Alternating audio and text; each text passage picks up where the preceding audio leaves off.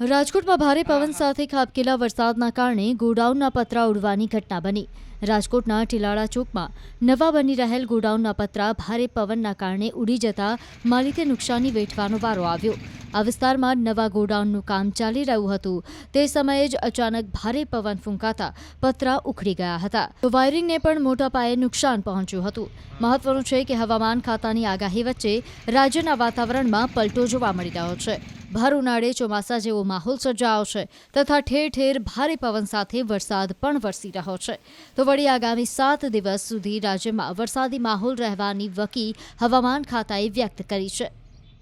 રાજકોટ પંથકમાં ગઈકાલે આવેલા મિની વાવાઝોડે ઠેર ઠેર નુકસાનીના દ્રશ્યો સર્જ્યા છે। ત્યારે રાજકોટ શહેરના ટીલાળા ચોક પાસે બની રહેલા એક ગોડાઉનના પતરા છે તે પણ ઉડી ગયા હતા। પવનનું કેટલું જોર હતું તે આ દ્રશ્યો પરથી જોઈ શકાય છે કે આ પતરા છે તેમને બેન્ડ વાળી દીધા છે।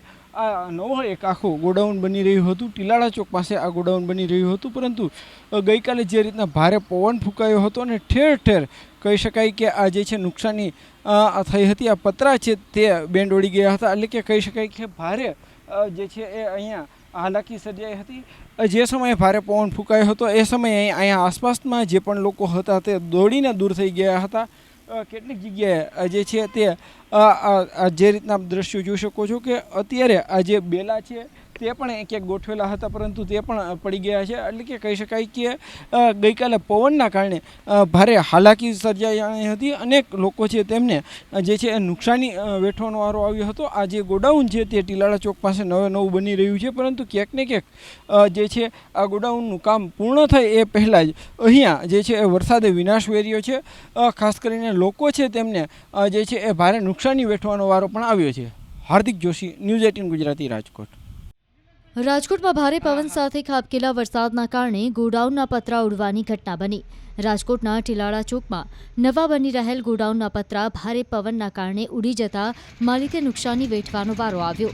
આ વિસ્તારમાં નવા ગોડાઉનનું કામ ચાલી રહ્યું હતું તે સમયે જ અચાનક ભારે પવન ફૂંકાતા પતરા ઉખડી ગયા હતા તો વાયરિંગને પણ મોટા પાયે નુકસાન પહોંચ્યું હતું। મહત્વનું છે કે હવામાન ખાતાની આગાહી વચ્ચે રાજ્યના વાતાવરણમાં પલટો જોવા મળી રહ્યો છે।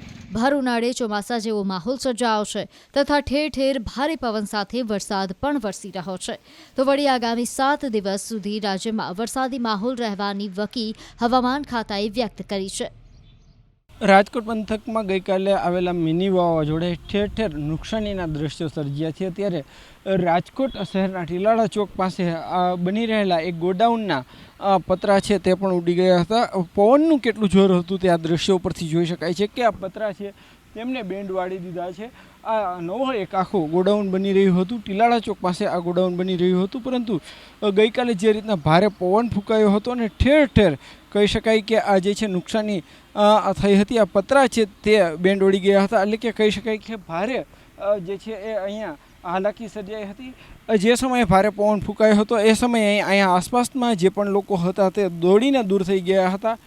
કેટલીક જગ્યાએ જે છે તે જે રીતના દ્રશ્યો જોઈ શકો છો કે અત્યારે આ જે બેલા છે તે પણ ક્યાંક ગોઠવેલા હતા પરંતુ તે પણ પડી ગયા છે, એટલે કે કહી શકાય કે ગઈકાલે પવનના કારણે ભારે હાલાકી સર્જાઈ હતી। અનેક લોકો છે તેમને જે છે એ નુકસાની વેઠવાનો વારો આવ્યો હતો। આ જે ગોડાઉન છે તે ટીલાળા ચોક પાસે નવું બની રહ્યું છે, પરંતુ ક્યાંક ને ક્યાંક જે છે આ ગોડાઉનનું કામ પૂર્ણ થાય એ પહેલાં જ અહીંયા જે છે એ વરસાદે વિનાશ વેર્યો છે।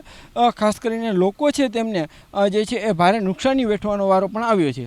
હાર્દિક જોશી, ન્યૂઝ 18 ગુજરાતી, રાજકોટ।